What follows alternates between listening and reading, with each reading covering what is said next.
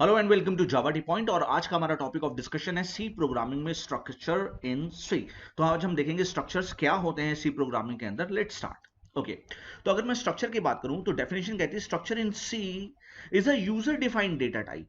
तो अब user defined data type क्या है? अब प्री डिफाइंड डेटा टाइप क्या है? Integer, character, float. ये जो आपने पढ़े हैं ये प्री डिफाइंड डेटा टाइप है। तो इसी तरीके से कुछ यूजर डिफाइंड डेटा टाइप भी है जिसका नाम क्या है? स्ट्रक्चर। दैट इनेबल अस, जो हमें मदद करता है to store collection of different data type. तो वो हमें कई डेटा टाइप को कलेक्ट करने पे मदद करता है। मतलब अगर मैं एक ऐसा डेटा टाइप बनाऊं, सपोज करो मैंने एक डेटा टाइप बनाया और इसके अंदर मैंने बहुत सारे अलग अलग डेटा टाइप को स्टोर कर लिया, तो इस पर्टिकुलर चीज को ही हम लोग क्या बोलेंगे? स्ट्रक्चर बोलेंगे। अच्छा, आगे देखते हैं। Each element of the structure is called the member. अब वो जो मैंने एक्स बनाया था इसके अंदर जितने भी मेंबर्स, जितने भी आपके वेरिएबल्स आ रहे हैं, ईच एलिमेंट, जितने भी एलिमेंट आ रहे हैं वो उसके मेंबर्स कहलाएंगे। तो ये उसके मेंबर्स कहलाएंगे। Fine. The struct keyword is use to define structure. अब अगर मुझे स्ट्रक्चर बनाना है तो मैं स्ट्रक्ट लिखूंगा। तो मैं यहां पे लिखूंगा स्ट्रक्ट एक्स। तो एक्स क्या हो गया? स्ट्रक्चर हो गया। और कैसे बनाया इसको? स्ट्रक्ट कीवर्ड यूज करके। Let's see the syntax to define the structure in C. तो अब हम लोग स्ट्रक्चर देखते हैं, सिंटेक्स देखते हैं। ये लिखा है स्ट्रक्ट और हमने बनाया पर्सन। तो स्ट्रक्चर जो बनाया है उसका नाम क्या है? पर्सन। इसमें तीन एलिमेंट हैं या तीन मेंबर्स हैं। एक है आईडी जिसका डेटा टाइप इंटीजर है, एक है नेम जिसका डेटा टाइप कैरेक्टर है, और एक है सैलरी और जिसका डेटा टाइप फ्लोट है। फाइन। तो यहां पे ये एक स्ट्रक्चर बन रहा है जिसके अंदर तीन अलग अलग डेटा टाइप हैं। तो ये जो अलग अलग डेटा टाइप के कलेक्शन को ही हम लोग क्या बोलेंगे? स्ट्रक्चर। अब आती है बात, ये अलग अलग डेटा टाइप है और ये क्या है? User defined data type. अब यूजर डिफाइंड डेटा टाइप क्यों है? आप ध्यान से समझिए। आप जैसे यहां पे लिखते थे इंट ए, तो ए क्या था? ए यहां पे था एक वेरिएबल, और इंट क्या था? उसका डेटा टाइप। इसी तरीके से ये जो पूरा है वो क्या है? Data type.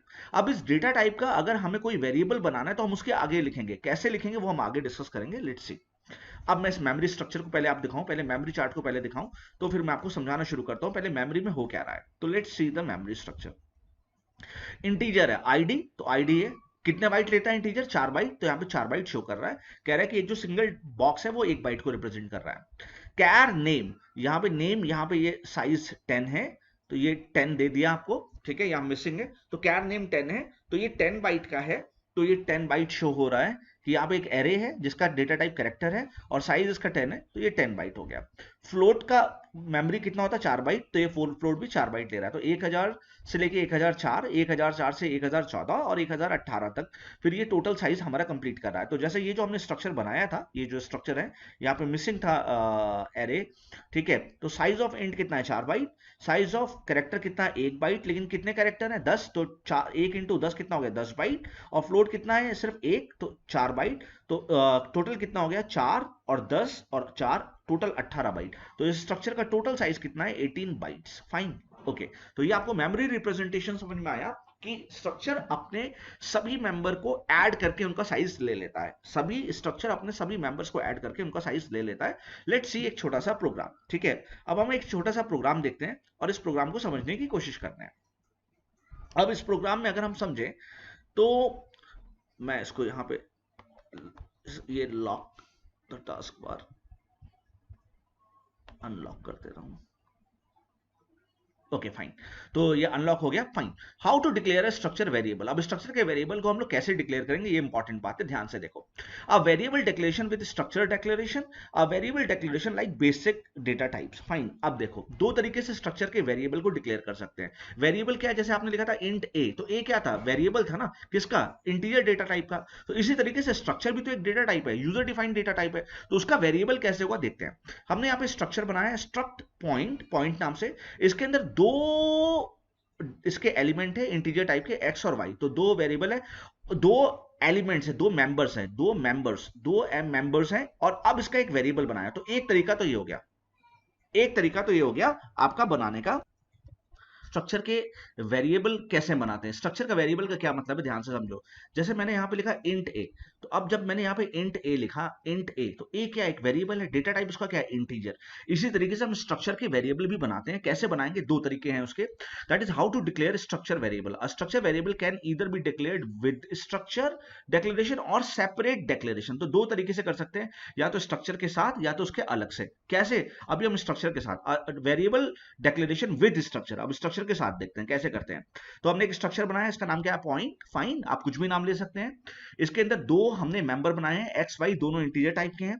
अब ये देखो, ये है इसका वेरिएबल P1। तो अब आप ध्यान से समझो, अगर आपको ध्यान से समझाने की कोशिश करूं तो ये क्या है आपका, ये है आपका डेटा टाइप, ये आपका डेटा टाइप और ये उसका वेरिएबल। अगर आप ऐसे समझे इंट P1, तो P1 क्या है, वेरिएबल है ना, किसका, इंटीजर टाइप का। इसी तरीके से P1 क्या है, स्ट्रक्चर का, इस स्ट्रक्चर का क्या है, वेरिएबल।